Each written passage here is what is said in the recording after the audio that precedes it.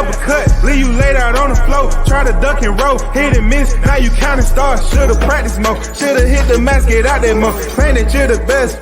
You gotta show me, son. Actions over words, baby boy. Is you real or what? Talking way too much, world come. Back sports, talking way too much, world come. Back sports, talking way too much, world come.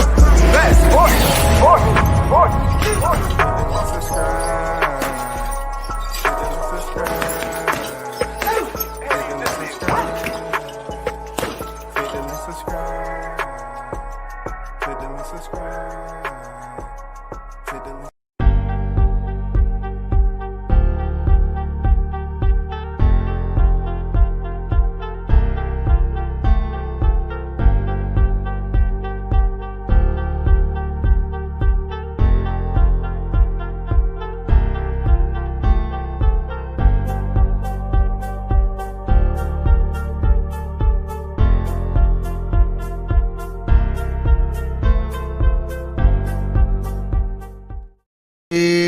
The first in the building, Big Bunts and Boxing on deck. The thumbnail wizard comeback was good, OG. What's good with it, man? Yes, sir. We are touching down for another highlight reel with the hottest chat in the game. Yes, the hottest chat in the game. I know. I was the first to say it. I know. I'm giving recognition to the ones who support the channel. Absolutely. The hottest chat in the game. Yes, is my tag. Shout out and salute to the hottest chat in the game. No buffoonery, no childish type activities. You know what I'm saying? Straight up boxing talk, knowledge, aficionados. You know what I'm saying? No circus affair over here. That's what we doing. Quality over quantity. Like button activated. Appreciate you. You know what I'm saying? It's a mod warring on deck in the building. Peace and blessings, beloved. Salute WCS. Certified stamp the like button and support the grind. No doubt about it. Man, shout out to you. One love, brother. Thanks for always supporting and tuning in. Lost Art of Boxing. LAB is in the building. Salute to you. Q on deck. What's good, family? Salute. What's good? Stick'em Sports. Stick'em boys, fishing and sports in the building. Grease still hot. Salute WCS in the chat, fam. Let's cook. Always. Let's keep the stove turned up to a degree that is no options. You slip up and you fall your ass into it, you getting cooked. Period. And we're still in the cooking festivities following that July 29th T-Mobile massacre. T-Mobile massacre. Legal massacre. 1 through 10 massacre. Then reached the last one, massacre. Stopped in round 9, one before Sean Porter, massacre. The Superman of Omaha had people questioning his strengths. They're looking for the kryptonite. Massacre. Real talk. Carlos on deck in the building. W says salute to you, brother. Yes, sir. We are on deck. What's good? Spartan 908 in the building on deck. Spilling hot grease all over the place. You already know that's what we do. That's how we cook. You know what I'm saying?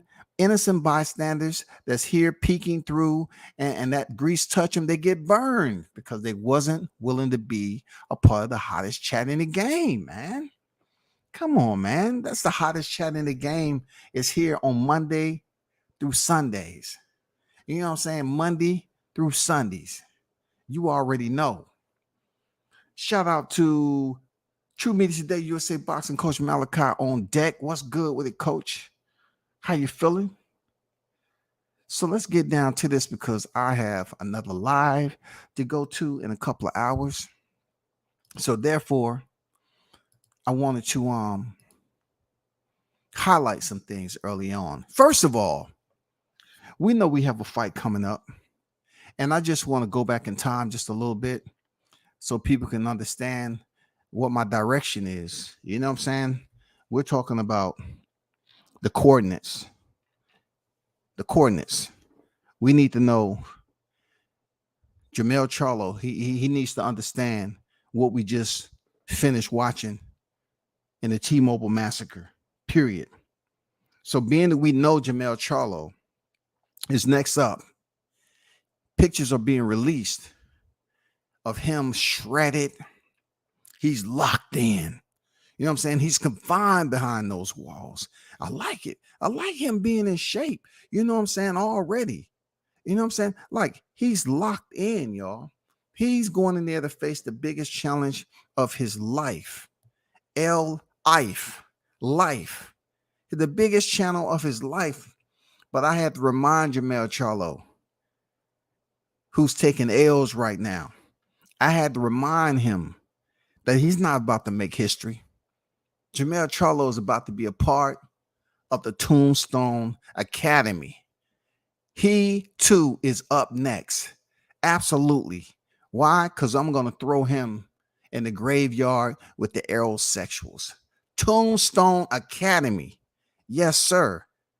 We know damn well that you need to be reminded of what you said. So let's go there right quick. And remember the mentality of Jermell Charlo. Let's go there. He fighting again. Shit. When the fuck is he fighting again? Like, who the fuck he fought last? Like, I don't even know nothing about the kid. Don't ask me about Crawford, because that motherfucker ain't in my division. Like, we talking about a 147 pounder that was a 140 pounder. We need to fucking comprehend. I get it. He won the undisputed, right? At 147 and 140. This shit is different when they get down to 147. 147, 154, 160, 68. This shit is different. Crawford ain't did shit in 154. How y'all want him to fight me? I'm telling you, I'm trying to become undisputed right now. How are we talking about somebody that ain't even fought in the division? How do he just jump from there to there? Like, what connection do he got to this world? Where that tall, lanky motherfucker at? Maybe I'll be the shot caller. Make the decisions on who I want to fight next. And find doors, go fight somebody else. I don't know. Crawford, go fight. Y'all fight each other. I'm busy. Motherfucker, I'm busy. See, Jermell Charlo, initially when I was listening to this, right, and it didn't sit right with my ears. You know what I'm saying? And I listened to this shit with my eyes closed and open. And I still got the same effect. You know, I said to myself, how can you move up 2 weight classes and face the pound for pound if your mentality is such? You know what I'm saying? How do you go about taking on this challenge, that Jermell Charlo? How do you digest the fact that a guy that you was criticizing a weight class lower than you, and you've been on record previously as saying, what gives him the right? You know what I'm saying? The Charlo brothers is on record as saying Bud Crawford should be the challenger. Learn how to be the challenger. Shut up. Take less money. Humble yourself. You know what I'm saying? You were saying all these demands on what Terence Crawford should do a division lower, but yet now all of a sudden how karma works. You know what I'm saying? How the cloud changes direction. How now it sits above your head. You know what I'm saying? It sits right above you like a Texas brolly. You know what it is, Jermell Charlo? That shit is sitting over you.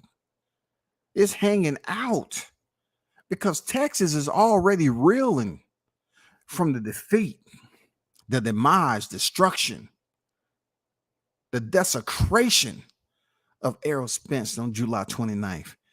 They still got their backs turned, Jermell Charlo. I'm trying to help you and forewarn that you are in trouble. You are in trouble. It don't matter who you locking in with. It don't matter, brother. Everything that you've done to these individuals, talking crazy, disrespectful, just going around here reckless, all that shit, you are up next. It's not the up next that you think. It's not the up next that you think. Crawford was letting you know you're up next. So now you're in a spot where you can't run. Your situations has caught up to him to go and give you the oop. He had to give you the oop. He had to get up out of there. Here, bro. Boom, take that. Now you have to lock in a direction that you thought you would never get.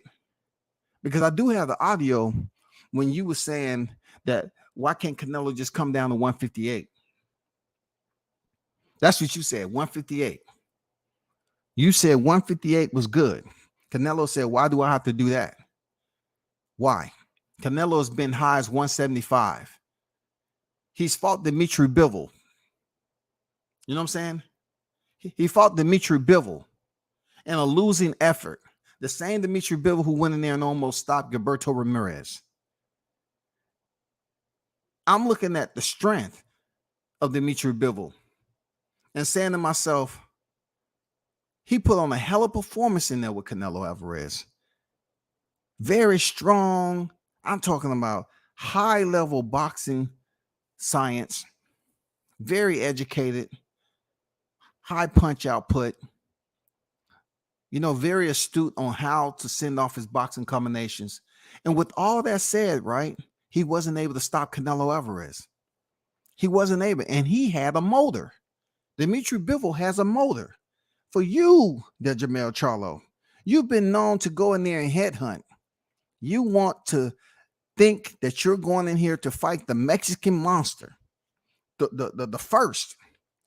You want to go in here and fight the cash cow, the Don Dada, the Mexican Don Dada, and you're taking with you just everything that you learned off Brian Castaño, right? Because there's plenty of footage out there. You know what I'm saying? I know Canelo probably went in there and said, you know what?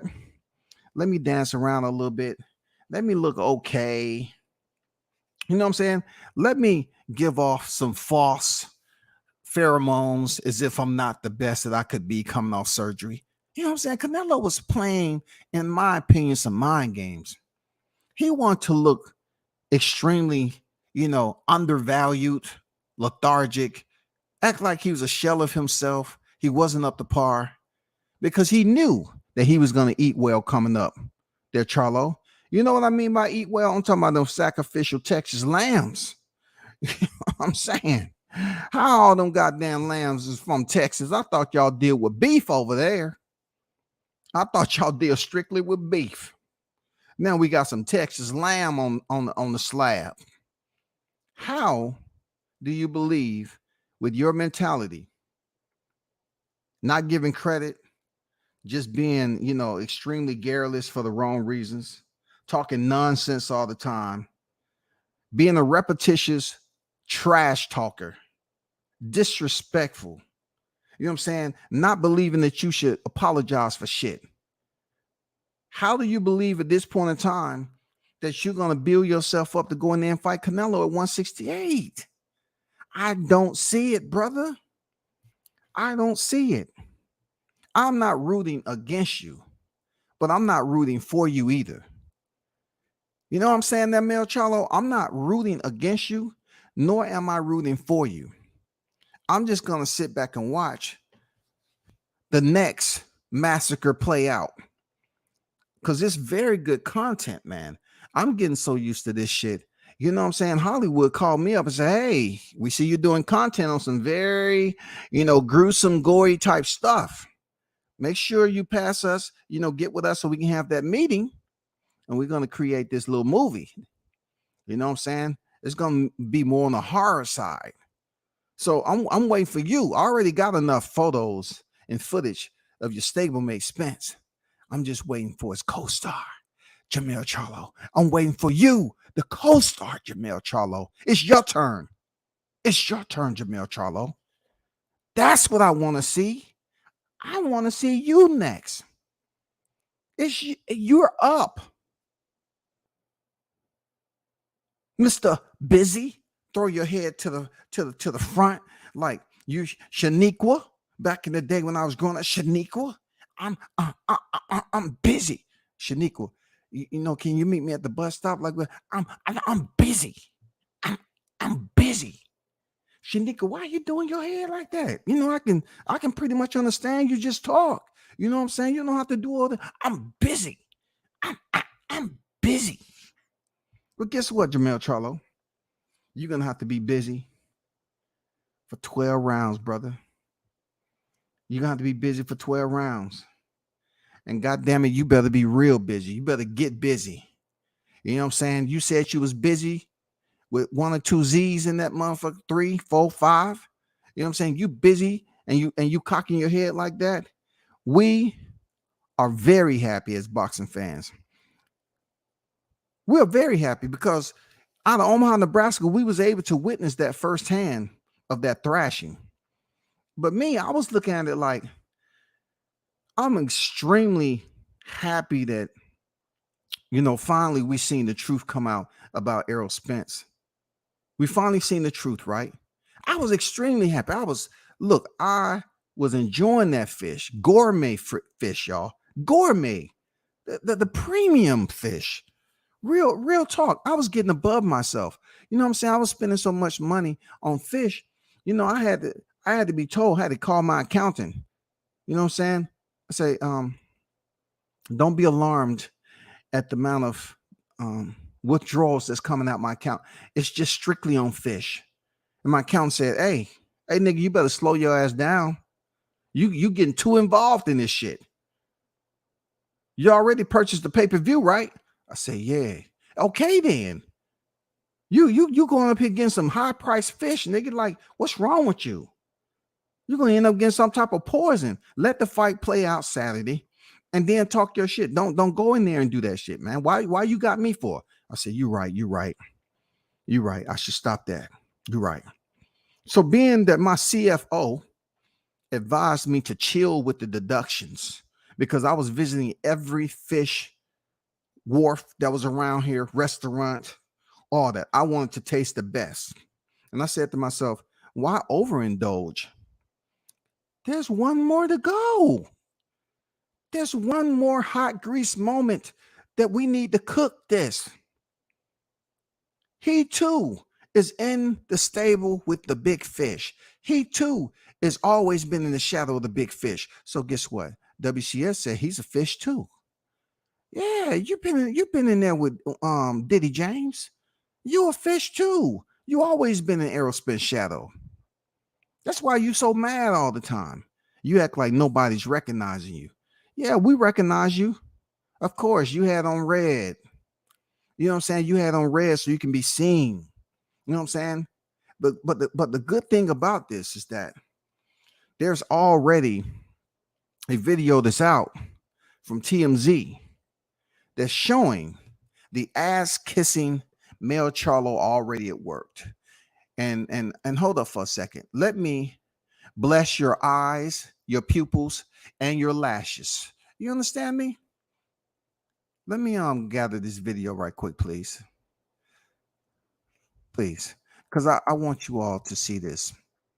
Because we're talking about the Charlo who is always, you know, amped up, disrespectful, rah, cantankerous, always have that high energy of disrespect. Watch. I need to show you something. Where is it? Come on, man. God damn it. If you're in the building, hit the like button. We're not trying, we are. We're basically highlighting the next victim. That's the star. You know what I'm saying? The lead actor in the next horror movie. The next massacre. I want you all to understand how this works. So let me, oh my God, pull this up. Jesus. Let me scroll through all the Montgomery, Alabama brawl that went viral. Real talk. Let me stroll through that. Where is this at, man? It's just they tripping. Oh, you know what? Hold up.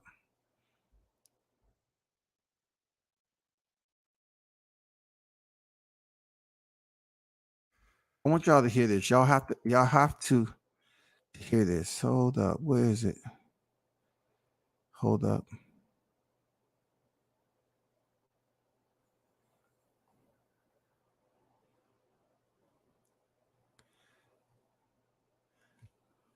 Wow, that's crazy.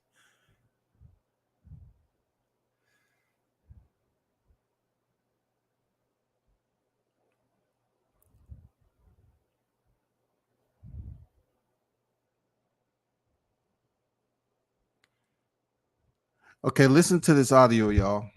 Okay, listen to this audio.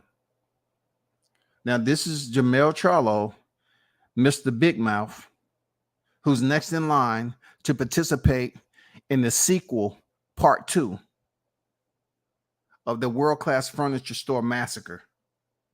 Listen to this. Look, my guy, big, huge, massive, monstrous fight coming up. Okay, about a month from now. one of the goats has weighed in. How do you feel about what Mike Tyson said, man? I don't know. I don't follow it. I mean, I didn't hear it. Dog. Essentially, he says Canelo is gonna overpower you. Okay. No. But I know you got to feel a way about that because I mean you're putting in the work. What's going on? Mike Tyson, man. You know, he can say whatever he wants, man. He the GOAT. He a legend. So it's cool. I got a lot of honor and respect to Mike Tyson. Matter of fact, Canelo too. He a legend too. And that's the thing about me. I'm being great right now. I'm trying to be great and be the greatest that I could be. So to go in there and get a dude like Canelo out of there, and watch my guy Earl Spence win and just putting on big performances. 2023 been the best year in boxing. You know what I'm saying? I think I have nothing to worry about. But Mike Tyson is but Mike Tyson is you know, the man. He say what he want to say. But I got to get in there and fight. Canelo got to get in there and fight. Yeah, Mike Tyson ain't gonna be in the ring. You are. Correct. I've been training and I've been knowing about this fight. I've been had this fight locked in. It was just a matter of time before the world got to hear it. All the people that was wrong, that's y'all fault. Y'all was wrong. It was Jermell Charlo fighting from the beginning. It was always that. But you know, whenever you're not really under Al Heyman roof, they don't understand what's going on in the game. So obviously people like ESPN they not with Al Heyman, so they just say one thing and they're a big outlet, so they just push it, and then everybody want to follow it. But they had the wrong Charlo from the beginning, anyways. And if you look at my side, you can tell that I've been getting prepared for this. I'm not a little Charlo. I'm the big Charlo. You're physically like on the next level right now. I like that. Very, very much. I respect the work. Well, you know that this video was actually taking place for someone who pretty much was in good graces with Jermell Charlo because he was happy. He said, "My guy." I recognize that off the back because most of the time people have to approach Charlo, you know, those of us that approach him with respect, and he always got a frown on his face. Especially you can listen to the tone of that particular individual that was interviewing Jermell Charlo. You can tell that 100 times out of 50 that he might have not been black. I'm just guessing that I don't think he was black because I was trying to figure this out. I did a psychoanalysis, right? I'm not trying to, you know, be securities and ramble on off topic or nothing like that. I'm not trying to talk no extraneous information to you, right? But look, I was thinking to myself, why is Jermell Charlo so freaking nice? Why is he being so nice to this guy? Because he's usually an asshole. You know what I'm saying? Right? He's usually an asshole, right? So I thought about it. I say, he's not black. Wow. It didn't take me long to figure this shit out. I said, this dude is not black. If that would have been me, hey, Charlo, my guy. You know, my guy, you know, I'm Charlo twins. I'm Lions only. I don't know you, man. I don't know you, man. I'm Texas, man. Lions only. Charlo twins. I said, God damn. What did I do? This is the first time interviewing you. You gave me slack, man. Get out of here, man. That's Charlo. But I recognized the guy that was talking to him identified through voice analytics that he may potentially 100 out of 50 may not be black. You know what I'm saying? But what did you hear in this video? You pretty much heard him forecast that Errol Spence would be winning. We all found that to be an absolutely catastrophic lie. You understand me? He didn't know any better. We found that to be catastrophic. He thought Errol Spence was going to go in there and get the victory. No, stop it. Now he's saying that it's always been Jermall Charlo that was out of the picture. His name was always there. People from the outside looking in would have known that. You know what I'm saying? He was always the Charlo that was up next for Canelo Alvarez. So we spoke about the GOAT. You heard the question that was presented about the GOAT, Mike Tyson. And Mike Tyson said Canelo was going to overpower him. He'd be too strong. You know what I'm saying? He'd be too strong for him. Kind of takes me back to when we was leading up to this Errol Spence fight. I don't like taking the pen to the eye. You know what I'm saying? I don't like taking the rusty nail and finding a fresh wound and scraping it over there, knowing it might get infected. I don't like doing that. But I have to revisit something. They were saying that Errol Spence was also stronger than Bud. Bud was too light and all that. Now, we all know Canelo has been in there with the best. Regardless of him having half his career in Mexico, it don't matter, bro. Canelo experience. It's only two guys that has bragging rights on Canelo. So for Mike Tyson to believe that Canelo is going to be way stronger than Jermell Charlo, did you see how submissive of a response that Jermell Charlo gave? He was like, oh, that's the GOAT. Yeah, you know, I'm about to face Canelo. You know what I mean? He's the GOAT. He's going to say what he got to say. I don't have no problem with that. I'm on peacetime right now. I'm in a different place, y'all. I'm coming with peace. I'm locked into my training. I just want to prove to the people that I can go in here and be the first one to stop. That's what he said. He believes he can be the first one to stop. In boxing, that means prevent. And in some way, shape, or form, in boxing, that means to prevent your adversary from proceeding in the fight by whatever measure you are taking to stop that. This is what Jermall Charlo is talking about, and I'm puzzled. You know what I'm saying? As a black man heading into February, and I'm glad my month is going to be circulating back around here real soon. I'm just so happy. I'm feeling a different type of spirit. And I get emotional. Sorry. I get emotional thinking about February coming up. Because I was just up here cheering for the black man that they was calling, they was going to break his Kunta Kinte. Now I have to look at, another black man that's in the same stable who has to nurse back the health, his stablemate, from being beat down, to seeing Jermell Charlo go in there with Canelo Alvarez and absolutely face the same fate. I'm fulfilling my quota, y'all, of absolutely opinionated expression. I'm filling my quota, goddammit. Jermell Charlo, that Texas bull, is there for a reason. Real talk there, Jermell Charlo. You can be in your positive state of mind all you want, but it's too much out there that's saying you playing this role. You want people to believe that they should get behind you, all because you now clout chasing Canelo's name. You know I ain't lying. You know I ain't lying there, Jermell Charlo. You know I ain't lying, bro. I'm not lying. We're seeing you clout chasing Canelo when James Harden asked you, well, both of y'all in the same weight class. You feel me?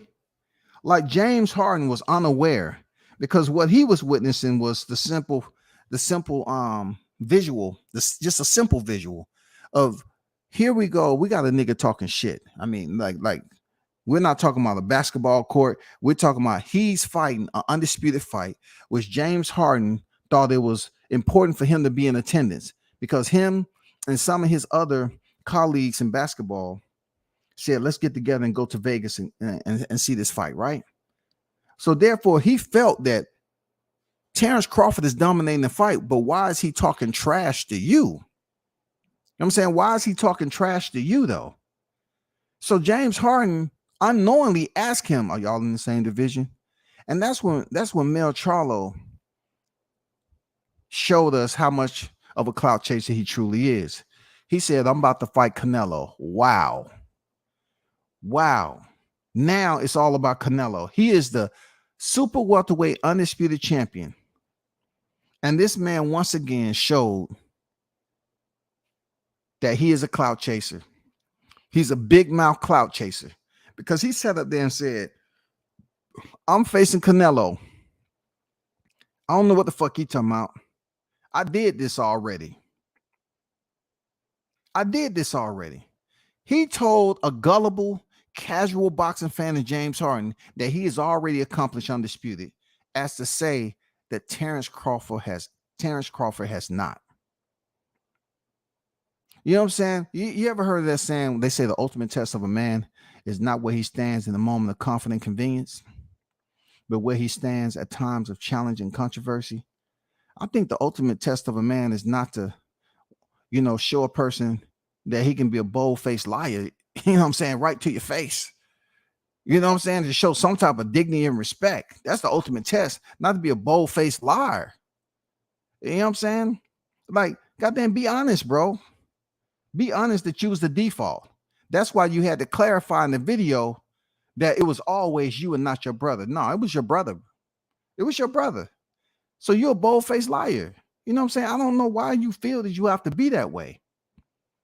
It's a lot of shit that was going on that you co-signed, that you didn't say anything about because all y'all was talking the same talk over there in Texas. You know what I'm saying? That Texas, when you come over there to Texas, I like Texas, man. Them stallions over there are nice. But goddamn it, they're going to be there in September. Jermell Charlo, them same stallions that I seen up there several times, there's going to be a lot of them in the building. When I tell you, like I told Spence, I just can't wait to see you split the ropes too.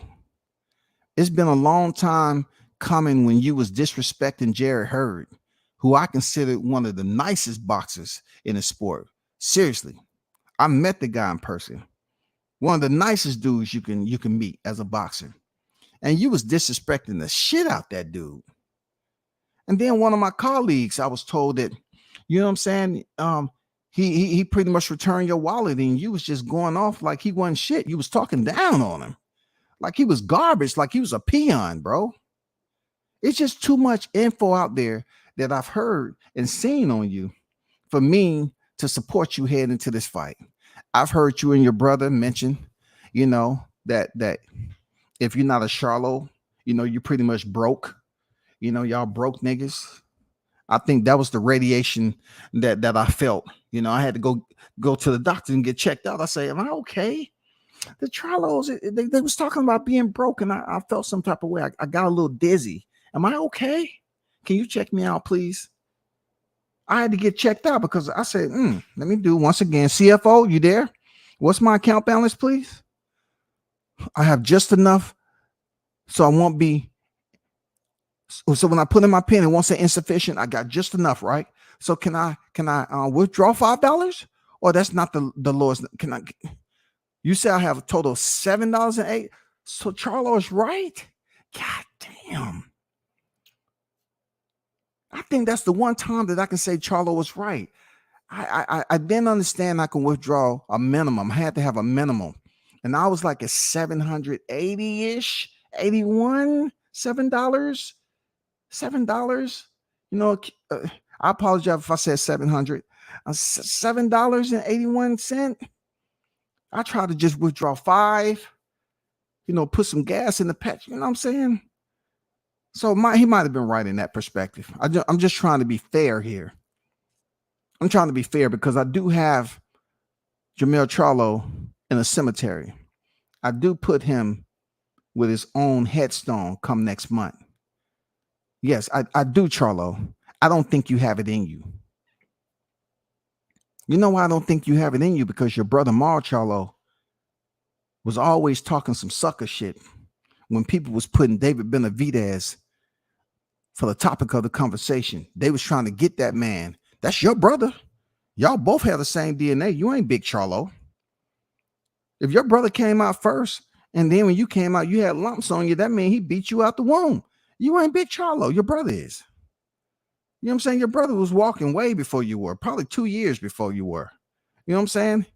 He's the stronger Charlo, man. But the truth be told, right?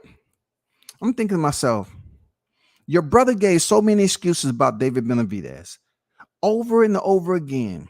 He would not move up there and dare to be great. Then he get put on the disabled list.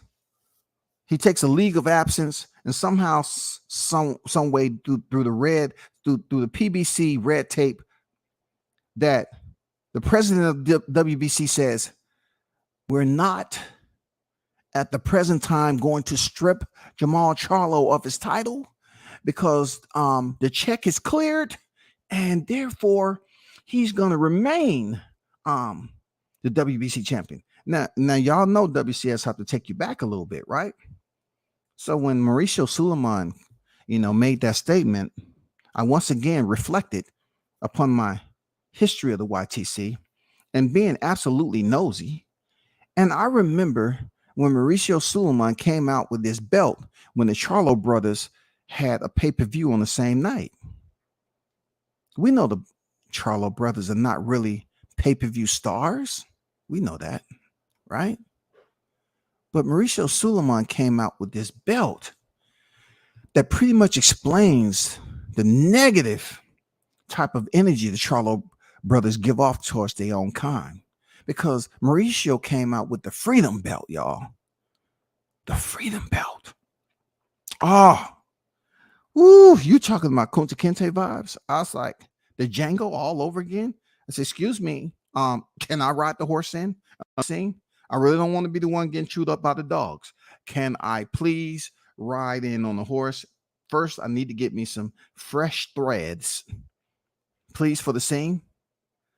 All I thought about when I saw the freedom belt and two black hands holding one another, I said to myself, isn't that a bitch? If that ain't some slave.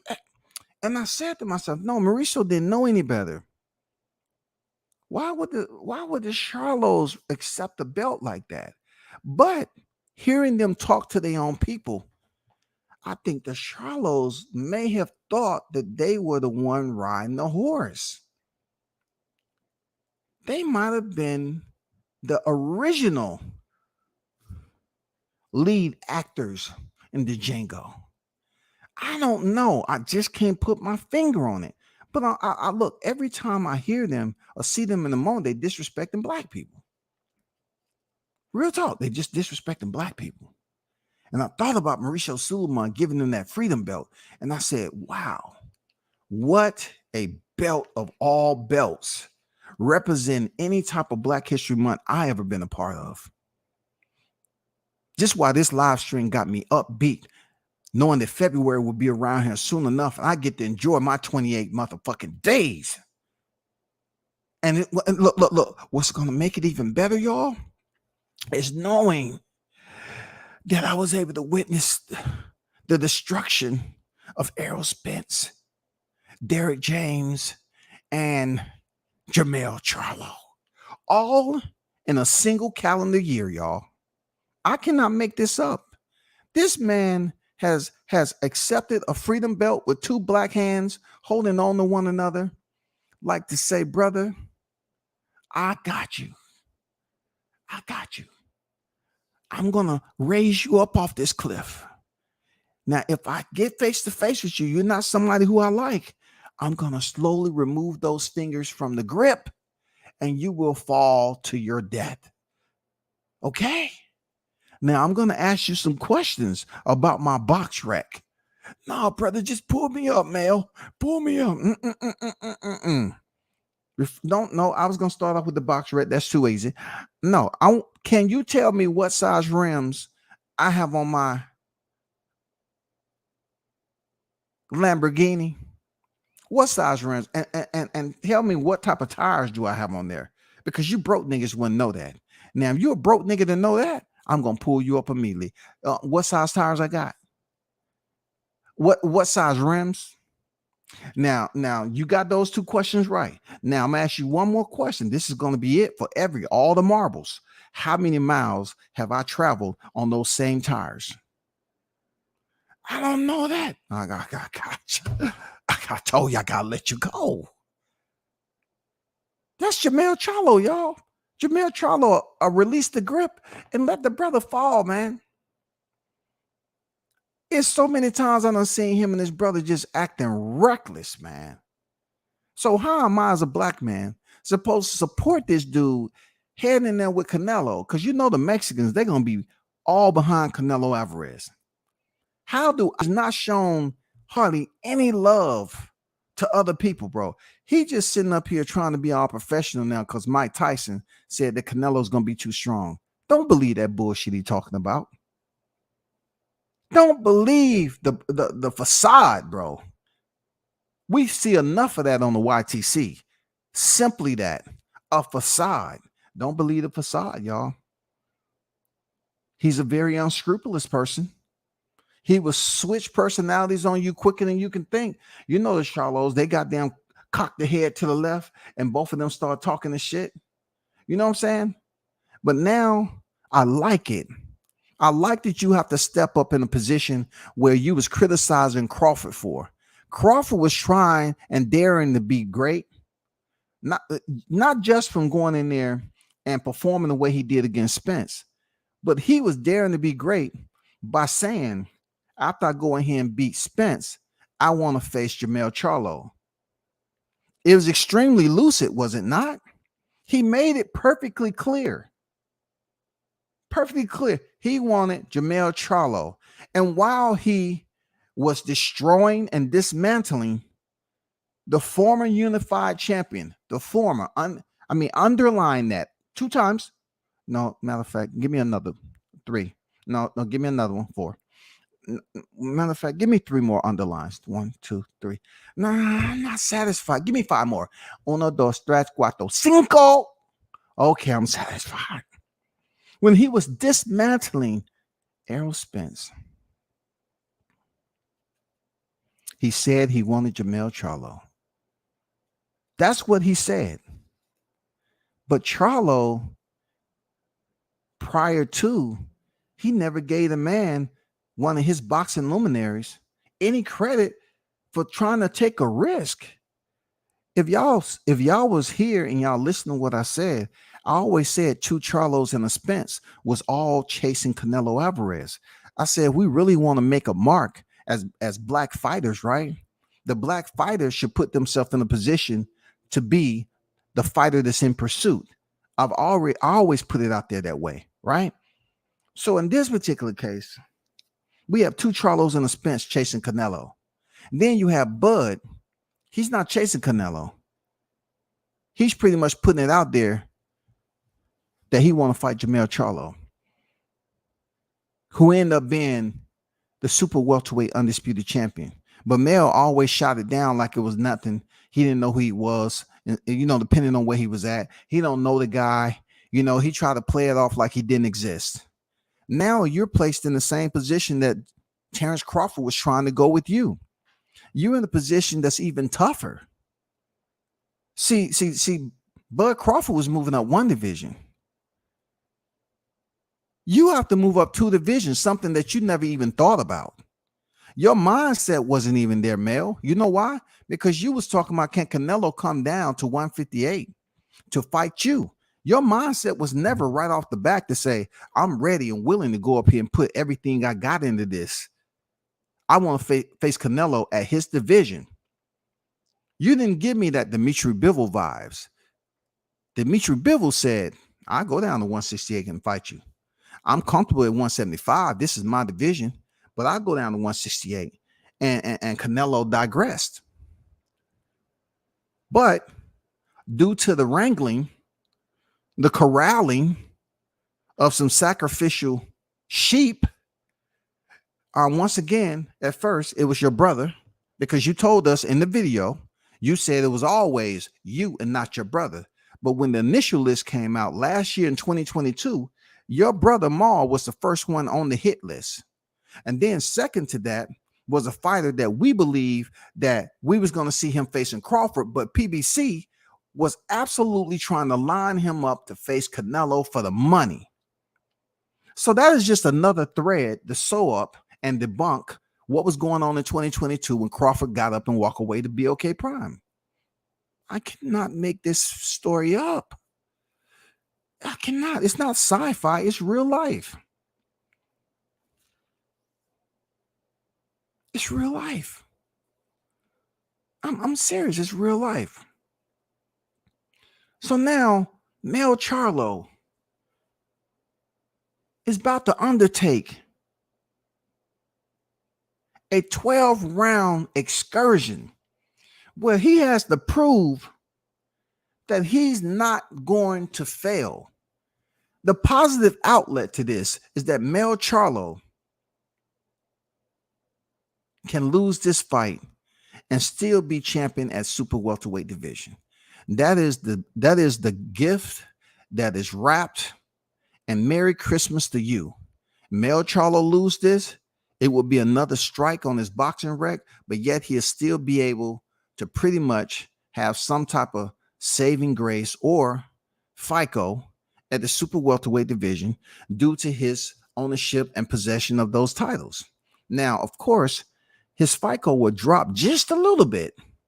Because right now, when you talk about popularity and pound for pound and everything like that, his boxing FICO, and don't take this personally, all right? Because we're not talking about our FICO, you know what I'm saying, with our personal expenses and our personal credit score, right? But when we're looking at Jermell Charlo's boxing FICO, right? And being that he will lose or be stripped of the WBO title due to inactivity and not committing to his obligations. Yes. And so therefore his boxing FICO compared to the pound for pound absence and everything else, we're looking at probably like a 340. Yeah, like a 340. I said, don't compare this to your own personal credit. Okay. I know some of you love to boast 758. I got 880. I'm good. You know what I'm saying? I can get approved for shit in my dreams. I know. But when it comes to boxing notoriety, of Jermell Charlo, boxing notoriety, we want to talk about his road to undisputed, defeating a Jason Rosario. Yeah, Jason Rosario gets props, you know, for defeating a J-Rock who defeated Jerry Hurd. Absolutely. But then again, I will have to say that it just didn't look like the J-Rock who fought Jerry Hurd. He just didn't look the same. But we give Jermell Charlo the credit for knocking this man out with a jab, somewhat like we seen on the display July 29th. Ooh, crucial. But Jermell Charlo was able to land his jab, and then the song percolate. Here comes the percolator. Here comes the percolator. Here comes the percolator. Here comes the percolator. Jason Rosario started percolating off a jab. Okay, moving on. Then he fights Brian Castano in 2 fights, and he finally gets it done the second time, right? Nobody's really glorifying his undisputed birth, but we will give him credit. You know, we will give him credit. That's why I say he sits at about a 300. You know what I'm saying? He sits about 300 because he suffered significant damage due to inactivity. And he never had the opportunity to defend his belts. See, the crazy part about this shit is I would have rather him just vacated and moved up there and went for all the marbles rather than getting stripped. Now you're getting stripped once you step in the ring with Canelo Alvarez. But the saving grace to you, Jermell Charlo, with your big mouth, is the fact that you will still be champion at super welterweight. And that's where the bull comes into play. See, you get to experience all the shit y'all was co-signing with Errol. When Errol fought Kell Brook, y'all was co-signing that shit. Yeah, y'all was co-signing all that. He went over to the man's backyard and did all that. Now, let's see if you're willing to do the exact same thing that Kell Brook did. And you all said Kell Brook was A-OK. He was A-OK. Kell Brook was A-OK. So let's see you take this L, Lima, drop down 2 divisions, and fight Terence Crawford. Let's see if you're able to do that. because he is current reigning defending welterweight undisputed champion. He is that. He's 2 weight classes in the record books for the boxing annals, goddammit. He has completed a part of history that you have to acknowledge there, brother. You have to acknowledge this, whether it be sober or inebriated. You have to acknowledge it. They say a drunken man words is a sober man thoughts. God damn it. You better be thinking about this shit. This man has already become 2 division undisputed, and he will be waiting for you. See the good thing about a bull, once they hit your ass and just say you go up in the air, a bull might wait for your ass to come down and have that perfect timing, and they gore you again. Bang! Sling your ass around. It might be other people around. But he knows he's just tossed your ass up in the air. So when Canelo finish running you over, you're going to have to come down here and let this Omaha bull do the same thing. You're going to have to prove that first of all, your mindset, you're going to have the courage to go ahead and say, okay, I'm going to fight Crawford. And don't come down here with that whiny bullshit ass. I want to talk shit. You know, I ain't worried about that shit. I just went there and fought Canelo. I need time off type shit. They're not going to respect you, brother. They'll respect you for going up there and fighting Canelo and taking the L. They're going to respect you for that.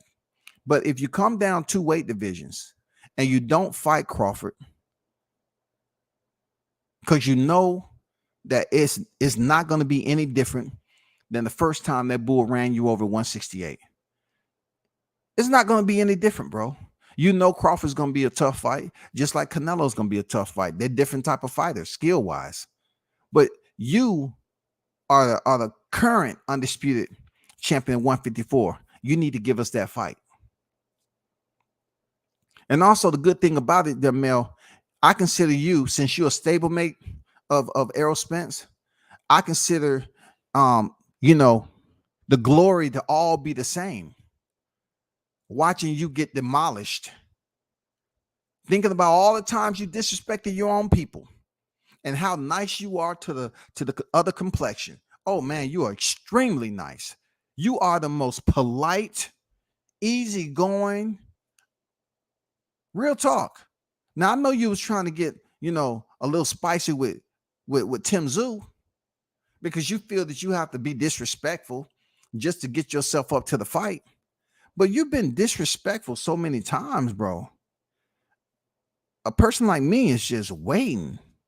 I'm not waiting for your demise. Like I said, I'm not waiting. I'm not betting against you or nothing like that. Well, I'll take that back. I am gonna put some money on Canelo. I don't want to lie to the hottest chat in the game now, because they'll call me out on my bullshit. They say, hey, man, you say we the hottest chat in the game, so we're gonna hold you to that shit, man. Come, we think you bullshitting on that motherfucker. You are gonna bet on Canelo. Yeah, you're right. I already even put some bets out, but I don't see you winning.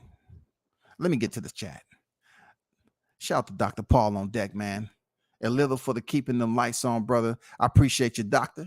You know what I'm saying? For the $5 super chat on deck, man, and supporting the channel for sure. One love to you, brother. Much appreciated. Shout out to everyone else that's on deck. Toby Bartlett on deck. I'm trying to get through and catch up. Cape Man P on deck, man. Dr. Paul, hashtag VFR on deck. Cooking with Sir Seniors on deck. Lisa Bell's on deck. I can't see you. For some reason. Nelly Content Entertainment, salute to you on deck. What's good? Bill's Boot Camp, I see you. Salute to you. Pima on deck. He said Jermell is not going to talk smack about Tyson because he knows Tyson will smack him out. See, Tyson's in a whole different place right now. Tyson's not really trying to go up here and break down, fighters. Like Tyson's trying to be a different person. But them Charlos, they disrespectful, man. You know what I'm saying? Like, They disrespect a lot of their own people that compete in the same sport as they. You know what I'm saying? They just absolutely disrespectful. One on deck, I see you. Salute WCS. Charlo turned into Scooby-Doo when Bud called him out in front of his girl. She looked at Charlo like, damn, you soft. Man, y'all talk y'all shit, man. Look, if you think for 1 minute Jermell Charlo and his girl didn't have an argument going home, like she's over there all quiet, Mel turned to her like, what's wrong with you? I mean, you changed up all of a sudden. Nah, it's nothing, baby. It's nothing. I'm good. No, talk what's on your mind. Then why you acting like that? Shit, I got you dressed up. I got you in the finest of finest linen. Come on, you know how we do. We ain't a broke nigga right here. We got money. We got money. I'm about to fight Canelo, baby. We rich. No, it's not that. It's not that. It's not that. What is it then? I'm the Charlo. Lines only. I'm the Charlo. It's just that guy, Terence. And I say this in all respect. And baby, you know I love you, right? But I saw the look in his eyes. He want to beat your ass. She started bawling out. He said, what the fuck you doing crying over another man? Baby, I apologize, but I saw his eyes, baby. He want to beat your ass. Did you see the whites of his eyes? She said, baby, did you see the whites of his eyes? That nigga ain't playing. That nigga ain't playing. He want to whoop your ass. I saw it. I was looking dead in his eyes. Baby, you didn't keep the same energy. I'm not trying to argue with you. I don't want us to. Please don't hit me. Please don't make this an Argentina moment. Please don't hit me. But I looked in his eyes and he want to beat your ass. What you gonna do? This girl had that moment driving home, man. Look, his girl had made Mel Charlo have a Phil Collins moment. You know what I'm saying? He put on that song.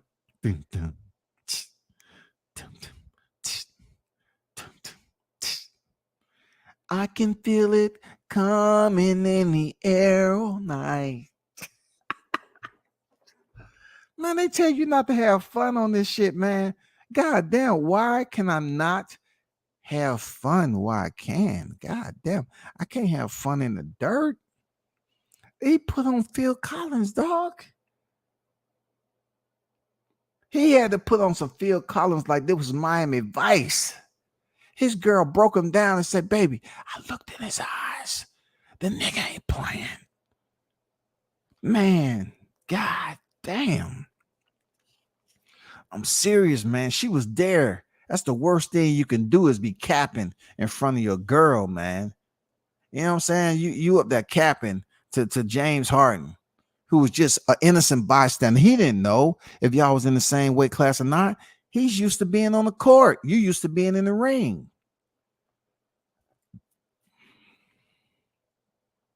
That's wild.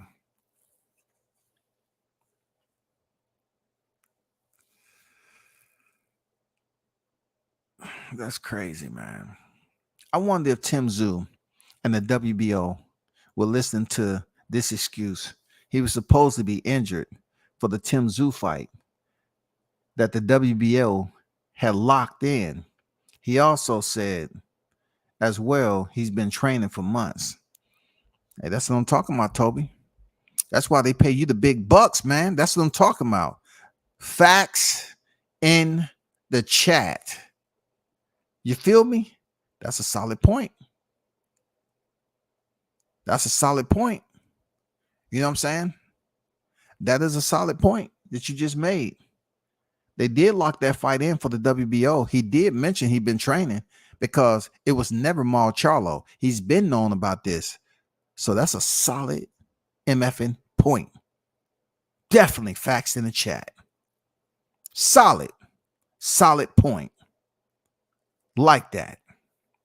He did say he'd been training for months. That would dismiss him from what they put in. And you know how paperwork goes in boxing. It comes and goes, man. The paperwork comes and goes. Real talk. Comes and goes. But shout out to Lisa Bells, the OG in the building. Appreciate you pulling up, Lisa.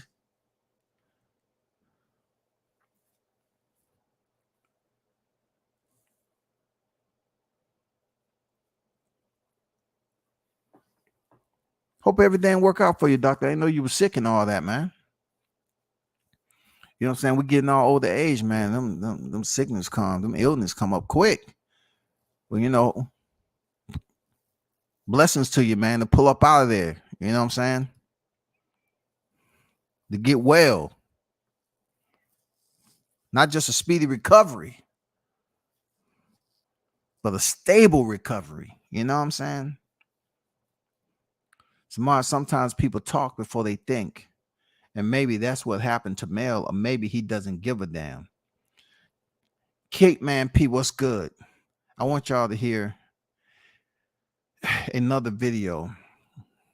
I want you all to check something out about this video, right?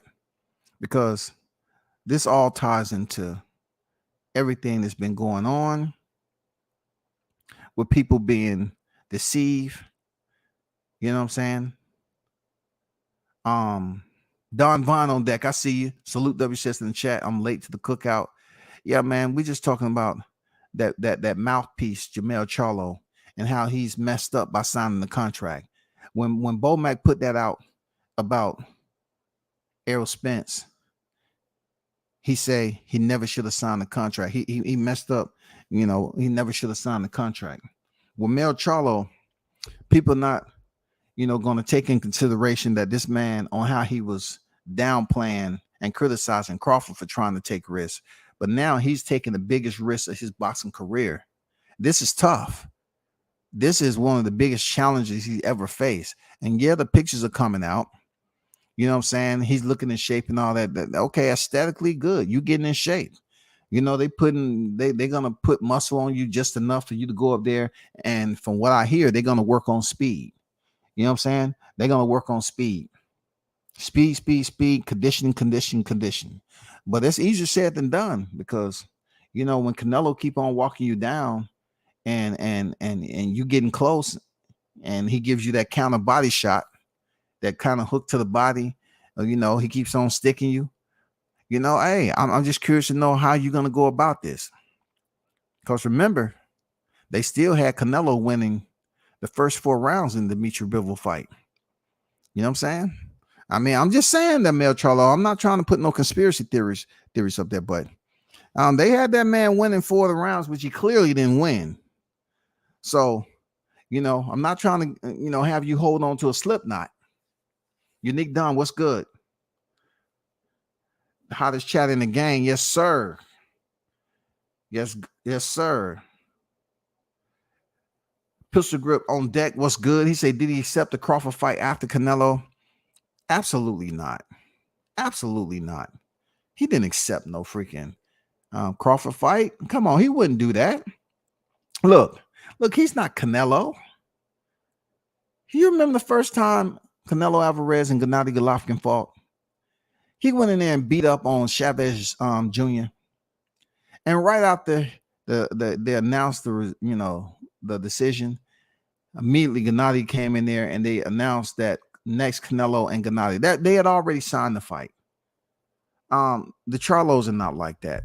Truth be told, they're not like that. Seriously. You know what I'm saying? I appreciate that, doctor. He said, laughter is a great healer. Cheers, bro. You lifted me up. Hey, I appreciate that, man. Appreciate that. You know what I'm saying? As long as you can get a giggle and a laugh up out of it, you know what I'm saying, to take you away from that moment, that's awesome. That's awesome. You know what I'm saying? Don said, Phil Collins, is anybody listening? No reply at all. I don't think they got it, bro. You know what I'm saying? I don't know how old you are, Don, but I got it. Come on, I got it. He put on a goddamn song. You know that's a song of all songs if you and your girl is arguing, man. You having an argument, a disagreement, you got to put on that Phil Collins. Because before the drums come in, before they drop the do, I mean, y'all should have made up by then. Y'all should be fully engaged, you know what I'm saying, in some type of affection. Whether it be a kiss, a smack on the cheek, looking each other in the eyes. Man, come on, man. That's a classic. Classic. Age don't come along, bro. For real. Oh yeah, absolutely it don't. I'm feeling a lot better this early morning, going for some beef stew right now. That's what's up, man. That's what's up. I remember growing up off beef stew over rice, man, with some buttermilk biscuits. Dang. You know what I'm saying? But yes, sir. You know what I'm saying? Get well, my brother. Get well. No doubt about it. It's tough. It's good when you're young. And you want to be good when you get older. It's a little bit tougher. You know what I'm saying? Be right back. Just about to eat real good food for 2 days. Homemade beef stew, no doubt. Enjoy that. Tough Glove Boxing. What's good with it, bro? Shout out to Tough Glove Boxing with a $5 super chat on deck. Al wants Jermell to beat Canelo so Errol can become a champion at 154. Floyd talking about Errol should be at 168. Okay. Since I pretty much, walked through the Tombstone Academy, because this will be a Tombstone Academy. And shout out to Tough Glove Boxing with the $5 super chat on deck in the building. One love to you, brother. Much appreciated. You got it. You know what I'm saying? Let's talk about this super chat, though. So I have mentioned before about Errol Spence potentially moving up, if that was the plan beneath the promotional umbrella of TGB, right? I said it would make them some pretty good money if they can pull it off. And all they had to do was do exactly what's going on now. We know Mel Charlo is not locked in with Derrick James at the world-class furniture store. He's not really locked in as training him. He wasn't training him the whole time for the undisputed. So therefore, I said it would be good for them to kind of make some money. You know what I'm saying? It would be good for them to kind of make some money fighting each other. But he want to talk about some hood and we from the same hood. Y'all, you're not from the same hood. You know what I'm saying? You weren't from the same hood. But if by chance y'all forgot that, I believe it was on the Last Stand podcast, I believe, where, Brian Custer asked him about, will he ever fight Errol or, think about that. And he was like, if he want the belts, I'll vacate the belts and he can get them. He didn't say anything about fighting him with all the belts. So knowing that Tim Tszú's about to pick up one of them, that falls right into the inbox of what he said. He pretty much did not confirm whether he would get Errol Spence a shot. So let's just say you're right, per se. They want him to drop down. I mean, they want Errol Spence to try to, become champion at 154. That would pretty much consummate. They'll pretty much confirm what I said years ago. I said if they really want to make some money in-house and allow these guys to solidify another chapter in their legacy. This was when he was undisputed, right? He's still undisputed, but he will lose the WBO belt, so it won't be for all the belts. I say, therefore, it'll be a fast track for Errol Spence to pretty much get those belts from Jermell Charlo and win the first out of two. So therefore, he will be 2-division unified. That will pretty much enhance his ticket. You know what I'm saying? The price of his ticket for a first ballot Hall of Fame. Then in the rematch, Jermell Charlo can get the titles back and he become 2-time undisputed at the 154-pound division. I know that sounds far-fetched, but I just put that out there to reemphasize how Errol Spence can get fast-tracked and Jermell Charlo can get fast-tracked. But now it's quite different. Let's talk about Floyd mentioning about 168. What's wrong with him saying that? What's wrong with him saying? You're talking about two fighters who can absolutely fight at super middleweight, but who have chosen to remain at a certain weight class just because they didn't want to have no conflict of interest moving up into other divisions where other PBC fighters was fighting. It's stupid. Like it's stupid. You know why it's stupid, y'all? Because I remember Danny Garcia and Keith Thurman at one point in time being in the same damn division. I remember Keith Thurman and Errol Spence being in the same damn division. The same damn division. And Keith Thurman and Errol Spence never fought each other. But to hold up the glory, you know what I'm saying? To hold up another chapter that you can, you know, write in your boxing career and you continue to tick. Your age calendar is ticking.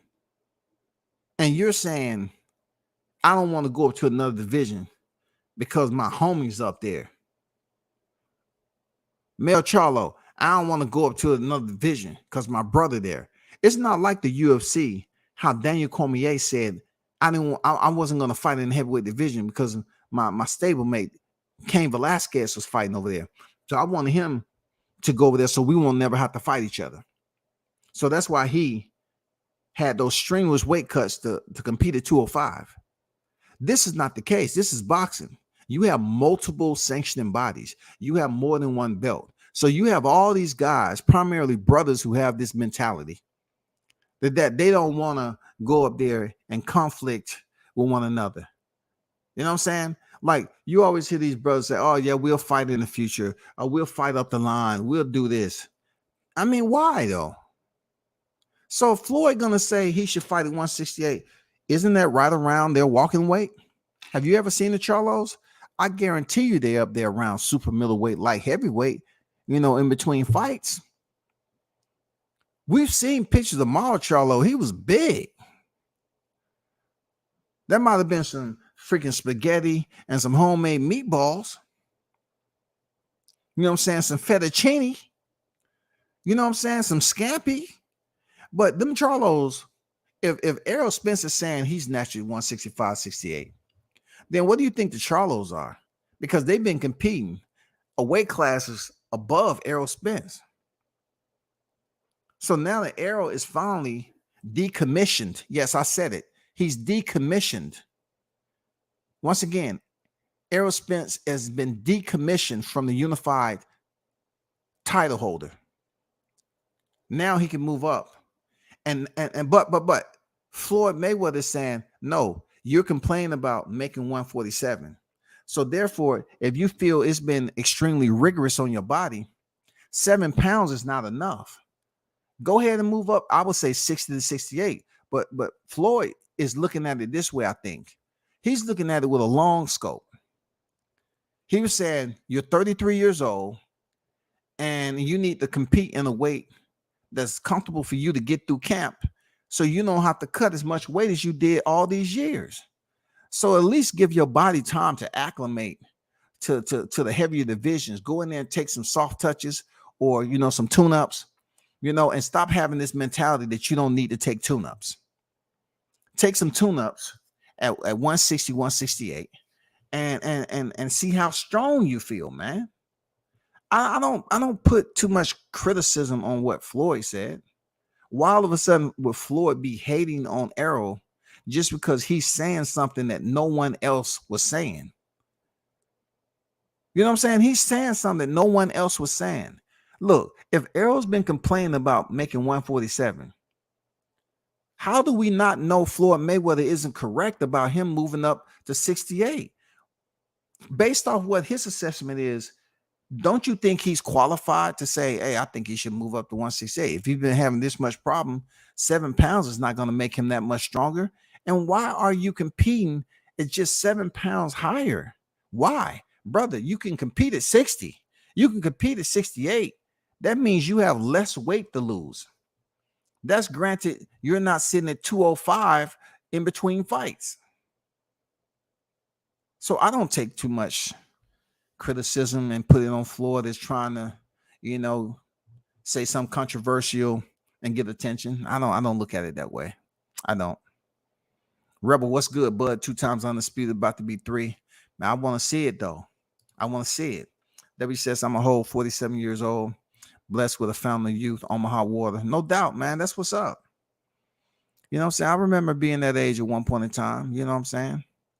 I had to go pull out my my hourglass and, see, can I go back and teleport? You know what I'm saying?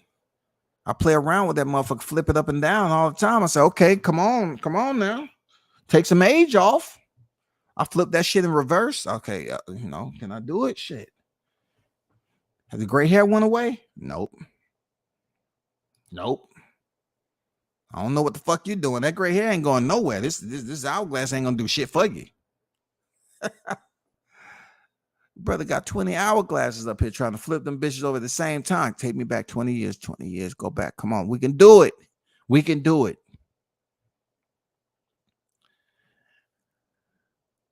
Projecting on deck, what's good? He said, well, Arrow got smoked.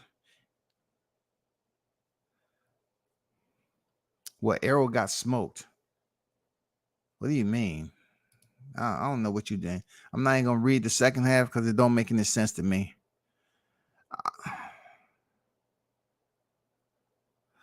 Oh, I like that. A black Skeletor. I like that. So let me play some soccer with your dumb ass. There you go. Let me play some soccer with you and boot your ass into the goal.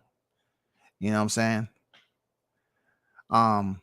Boxing fan talk. What's good with it, bro? Salute to you. Appreciate you pulling up. Y'all be sure to check out Shaw News, the Sauce Experience, AK Showtime Shaw. He's having Bernie the Boxer on this evening. All right. In about maybe 40 minutes. 40 minutes. Supposed to be 9 p.m. Eastern Standard Time. Dan Tan on deck. I see you. What it do, Dan? He's gonna have Bernie the Boxer on there to talk about the state of affairs. You already know what I'm talking about. So as I close this, I want to go back in time and let you listen to individuals that was misled. Please pay attention. Junior is going to do, he get inside that ring, he's going to rearrange some furniture. And not only is he going to rearrange some furniture, Stephen A., he's going to rearrange your face. Listen, this man is not just going in here and winning fights. This man is putting people in the hospital. Ugas was in the hospital. Kell Brooks went into the hospital. See, Kendrick, he didn't know any better. He was just using producer notes like a lot of these shows do. I don't know if Kendrick was really a fan, but he actually thought that Spence was moving furniture. I know he trains in a furniture store, so he might have been talking about him moving some furniture in there. You know what I'm saying? A couple of Autumns, and some coffee tables and end tables. I don't know. That might have been it. But at least it lets me know I'm on track with the furniture store bit because he was moving some furniture. Okay. Let's take a moment here, right? To just examine closely. You know what I'm saying? Put ourselves in an introspective type of moment, right?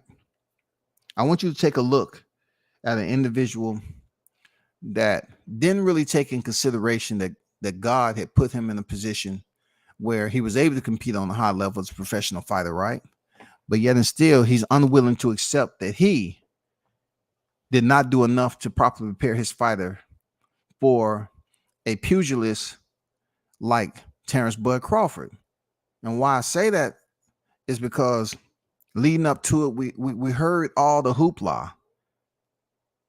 We heard all of that. How they exacerbated that Terence Crawford hadn't fought anybody. There's plenty of audio out there. But seeing how he was out-coached and how Crawford was able to outthink so easily, it brought us to this defining moment on where he had one last ditch effort, y'all. He had one last, he being Diddy James. He had one last ditch effort. And here it is. After Terence Crawford's knockout victory over Earl Spence, Derrick James checks Terence Crawford's gloves to see if they're loaded. He is clearly in disbelief after doubting Terence Crawford's punching power prior to the fight.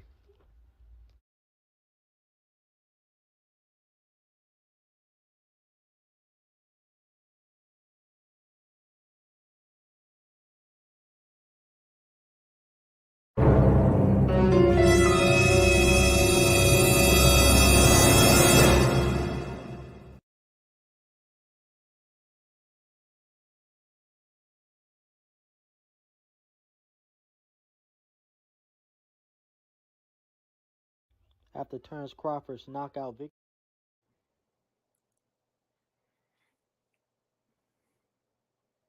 After Terence Crawford's knockout victory over Errol Spence, Derrick James checks Terence Crawford's gloves to see if they're loaded. He is clearly in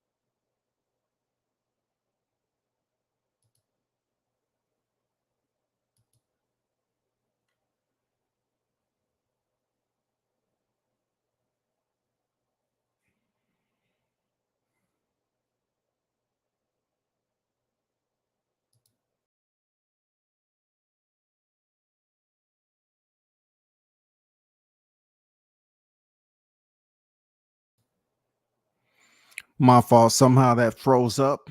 It must have been, the video that I was playing. But shout out to Jermall Charlo on deck, man. Salute to you in the building. What's good with it, Neezy? How you feeling, bro?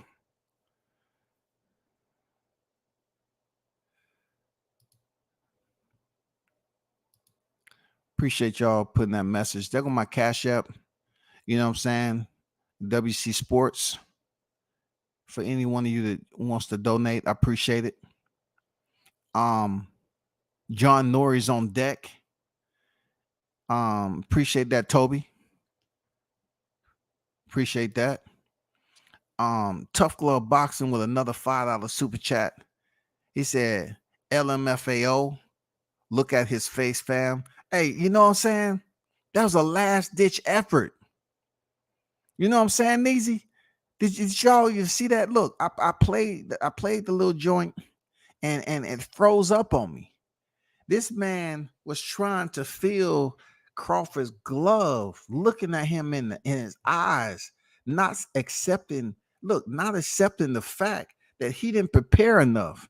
He tried to have a last ditch effort to squeeze the man's glove to see if they was loaded. That is pathetic. And you know what? Shout out to Crawford for just, you know what I'm saying, going through all the criticism that he said, all the insults, and defamatory. I mean, just a smear campaign they ran on him, right? And then, for him to go through the press conference where they left his, TBC promotions off and they announced him as a 2-division champion. I mean, he was dealing with a lot, and he still is, but I don't think it's really weighing on his mind because he proved to a lot of people that continue to talk shit about him just exactly what he did.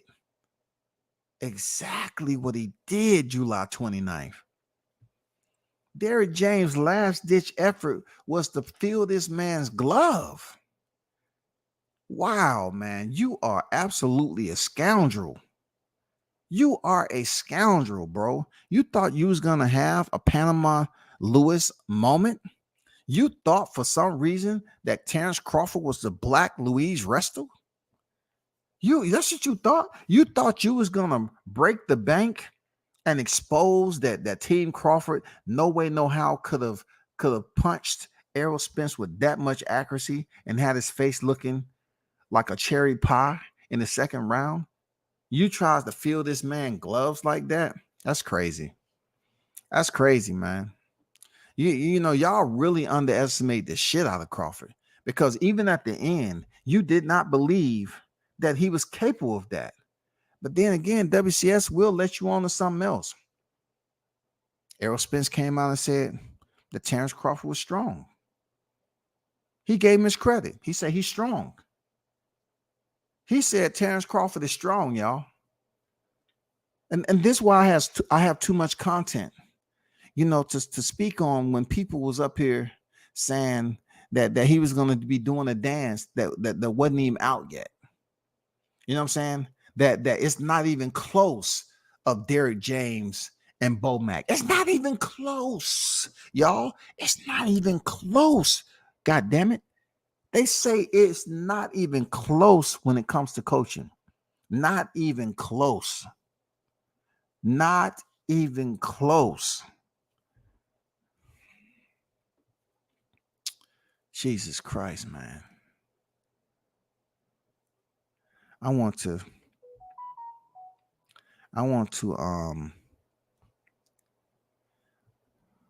hey, shout out to Lisa Bells, the OG. You know what I'm saying? Thanks for the super chat there, Lisa. Much appreciated. You know what I'm saying? Thanks for donating to the channel. This is my first donation from the OG. Lisa Bell's been in the cut for a long time, man. I ain't gonna lie.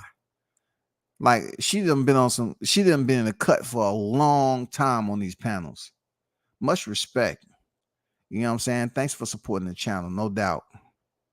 One love to you, sister. I just want to remind y'all of something right now, how people was misguided. You know what I'm saying? That's all.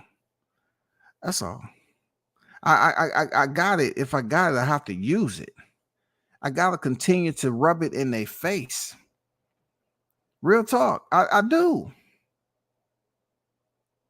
I do. I have to, bro.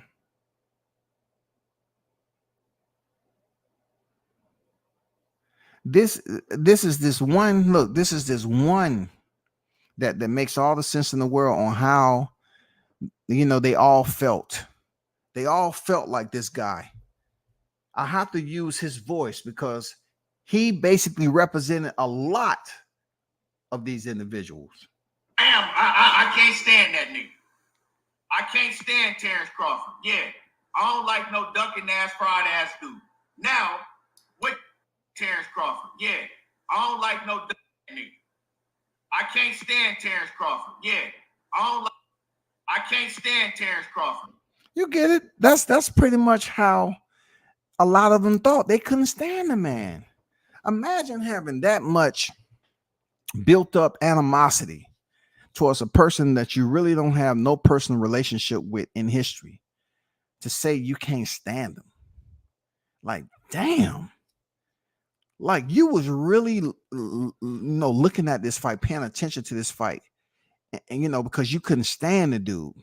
So when the first round was over with, ETB was jumping up and down. Like, yeah, he about to get with it. He about to give him the business. Real talk. They was breaking down the first round. Oh, the first round close. He took that. Errol took that. He took that. And then, you know, not to go down that road again, but there was no way out. It was no way out. Real talk. It was no way out. You should have just started singing Van Halen or whoever sung that song. You might as well jump. Might as well jump. Y'all don't know nothing about that. Y'all don't know about that. Y'all didn't grow up back then. Y'all didn't listen to those goddamn Van Halen, man. What are we talking about there? They might not even sung that song, but it was cool. I think it was Van Halen. Anyway, bro. We should do it again. I gotta, you know, change out. DS 111 on deck. What's good? Salute to you.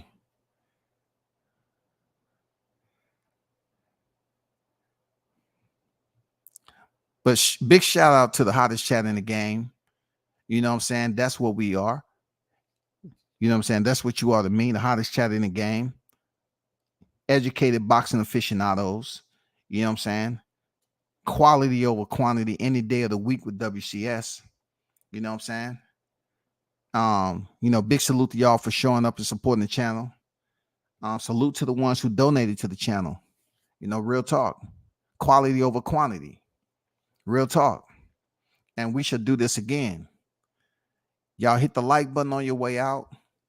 Pass the word, share the content, sub, and we'll keep on stepping on them. I'm out.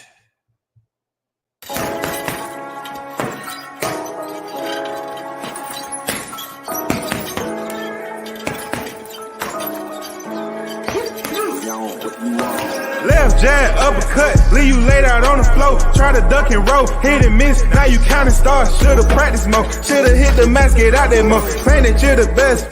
You gotta show me, son. Actions over words, baby boy. Is you real or what? Talking way too much, world come. Back sports, talking way too much, world come.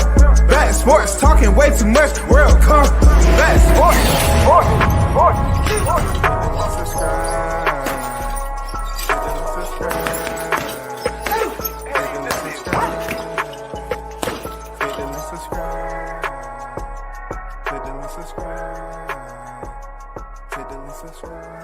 Basically knocking on my door, telling me to get back on the right track. You losing it.